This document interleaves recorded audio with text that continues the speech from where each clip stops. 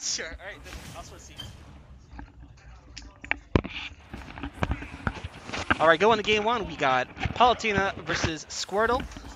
Sorry about Spiro that. versus All right. Treestain taking the Pokemon Stadium 2. Actually, don't stop. There we go. For real this time. Now, Treestain beat Spiro at the last pot in the bubble. A word? Oh, that crazy yeah. day where everyone was. Yeah, that was one The Yoshio exciting one, day. yep. Yeah, I think So- Treestain's been a bit of a tear lately. He has. He beat. So I feel like him and Sauce are always in contention for the best PT in Eshe. I don't think I'm missing anyone. And Sauce beat him in the Ditto of Rowan and like did really well. And I feel like we'll see if Sauce can carry all of this momentum he's had. So far he is. Yeah, absolutely.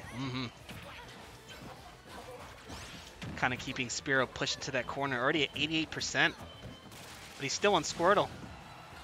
Yeah, I mean, it's always, oh, that was unfortunate. Part of me wonders if we will see the Bowser come out from Spiro, because he has been playing him lately. And I get the sense from talking to Spiro and just watching that he really does not like Squirtle. And Bowser's the kind of character that, yeah, he might lose to Squirtle, but, 1 to 2 interactions and Squirtle dies. So we'll see how, if we see a character switch. But Spiro looks like he's pulling this back. Yeah, absolutely. And what about the other two? How does Spiro fare against like Ivysaur and Charizard? Oh, there you go. I feel like Ivy, everyone, I feel like when they fight Ivy is like kind of tense, like, oh, down air, up air. Can I get through the Razor Leaves? But, I don't think Spiro has like a particular issue with Ivy. And I feel like Spiro is super confident against Zard. Yeah, I could definitely see that. Spiro does really well versus heavies in general. Like, I know it's a Palu thing to be like, yeah, my character body's heavies, but I feel like Spiro, like, his playstyle is very anti-heavy. Like, he can beat heavies with, like, anyone, really. Yeah, I can see that. He's very clean. Very good at mix up his landings. Very conscious player. And his composure is, he might have the best composure in Eshe. I feel like he can always bring things back. Yeah, definitely. Definitely. A player that just exudes confidence. Ooh.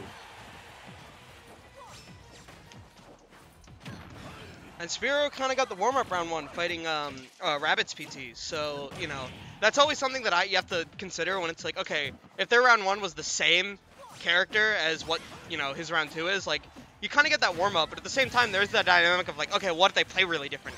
And now I'm warmed up for a different kind of PT. Exactly what I was thinking. Especially a character like PT that is so dynamic and can be played in so many different ways, Yeah, that's why I like PT so much. He's such a it's got a little bit of everything besides like a sword. But yeah, PT, he's a fun character to watch in general, in my opinion. Seeing like the dynamics of the match change so drastically just with switching between the Pokemon. I know for a while that like I made Sauce just not use Squirtle, and it worked really well for him. Like there is the dynamic. Yeah, like you kind of have to have all three trained up for the matchups you need them for. But it does look like Spiro is bringing this back. Yeah, right now he's kind of locked into Ivysaur, 57%. Spiro not letting him land. I think one thing Spiro like really good at capitalizing on, when you're fighting Palu and you're at this percent, you really don't want to get grabbed because you don't want to go off stage, you don't want to get down tilt 2 framed. Yeah, you don't want that to happen. So in those situations, Spiro will opt to be like, okay, you think I'm gonna grab, so you're gonna like do an attack, or you're gonna jump, or you do this. I'm just gonna nair. And even though it's usually my low percent option, now you're off stage and I still get to get. It's as if I threw you anyway. And he goes for the nairs at percent, so I feel like most Palos might start fishing for like grab or dash attack or like other kill options, because Spiro knows it'll put you in a position where you can get the kill anyway. Oh, look at that. Oh, I got it. Okay. Just had to update the score. Perfect. 1-0 Spiro, taking it right back to PS2. Same characters, same everything. Let's boogie. Yeah, PS2 is definitely. I mean, it's a Smash staple at this point. I like Small Battlefield better, but I actually can't remember the last time I banned a stage. I used to just do it out of principle. I'm just like, no, we're gonna ban. Hey, you know what? I'm gonna ban PS2 first. But I just, you get tired. I ban PS2 against Eddie every time I play him, and I ban PS2 against Steve's, because I really hate this stage for Steve, because I don't like stone, like all the stone he gets. I don't want to let him have stone walls. They're so hard to break. Oh yeah. I will occasionally, I don't ban this against Palu, this is usually where I go versus Spiro, but I do prefer small battlefield. Palu really likes PS2, because she can, you know, like Nair train.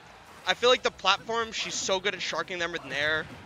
And just having room to run around for Palu is always really good. I feel like PT, like, it's almost like stage doesn't matter. There's 3 so distinct characters, you know? Yeah, and Paul's move is already like so good. Like she really had too much trouble anywhere, except for like remember when Univo was still legal? That would have been the only stage. Would have been like such a huge issue for this character. Yep. That felt like eons ago though. It does. It makes me sad because I do like having like a diverse like stage list, but at the same time I do like the consistency of like not having to worry about my combos on like 18 different platform layouts. Yeah. What's your opinion on the Apex rule set? I like it. At this point, my opinion on... Oh, no, he's dead. Oh, no, he's fine. Oh, he's alive. My opinion on, like, the Apex stage list at this point is, like, they're all... Every legal stage list is close enough to being the same thing that I don't really care. It gives me enough bans to basically make the stage list the same no matter what I go to. So, I don't know. Northern Cave is a stage I never really went to, but I also never really go to Kalos, so that's the only real difference. By default, I always, no matter who I'm going against, if they don't ban it, I'm always going to Hollow Bastion. I like Hollow Bastion, yeah, I like that stage. I think it's mostly good for Ness. I don't really know how it is for Snake. I feel like it's probably better for Snake than Smashville. Think so? And Joker, yeah.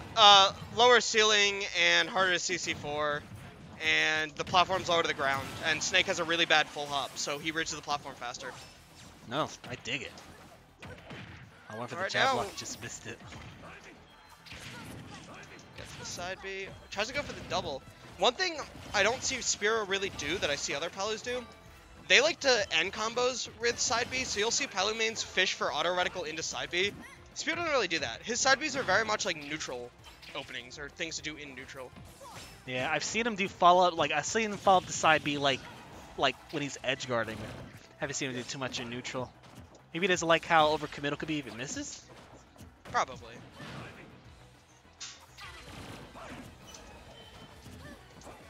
Palu side B is really weird to punish, because if you shield at any point during it, you can't punish it. It's -2 on shield.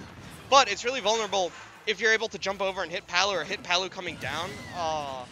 So it's the kind of move where it's like you have to know how to punish it. So many moves in this game are like you can just shield it and punish if it's not safe on shield, especially special moves. But Palu's side B is not like that. So I feel like with Spiro, he might respect the opponent too much and assume like they know how to punish it when most people are just going to shield it.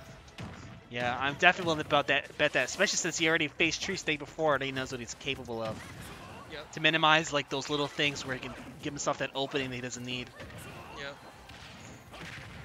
There you go. See the follow down tilt to the side B. Kind of just been keeping it just edge guarding for now. Oh, yep, that's a thing. Alright, and Spiro takes That's it? Oh. Yeah, that's it. 2-0 Spiro. That's all she wrote.